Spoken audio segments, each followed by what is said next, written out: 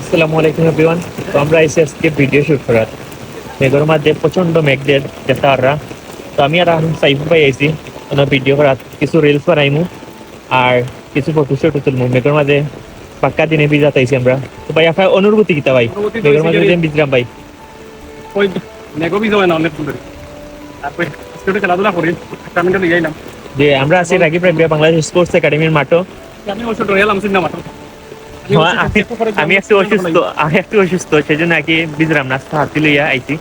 তো ভাই কিন্তু ভিজে ভিডিওটা মাররা। তো আমার কাছে দেখিয়া ভালো লাগে ভাই ওটা।